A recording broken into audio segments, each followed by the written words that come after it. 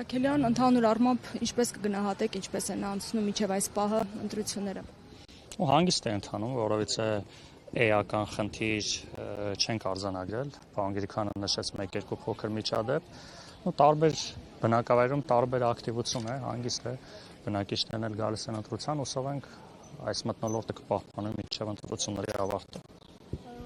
Քիչ առաջ Վալոդյա Գրիգորյանը նշում էր, որ 2 դեպք արձանագրվել է ամեն դեպքում, ինչի մասն է խոսքը։ Խոսքը այն է, որ այս տեղամասն որտեղ որ հիմա մենք գտնվում ենք, հանձնաժողովի կողմից քվեաթերթիկները տալուց չի տրամադրվել մեր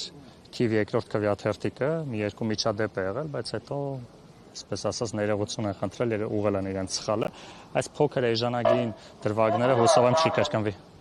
Մերձավանում նկատելի է մեծ թվով ոստիկանական ուժեր, ինչով եք պայմանավորում, ինչ խնդիր կա։ Որևէ խնդիր չկա, ենթադրում հասարակական կարգին փորձում պահպանել, կարող եք իրենց ասել, կարծում եմ որևէ խնդիր չլինի։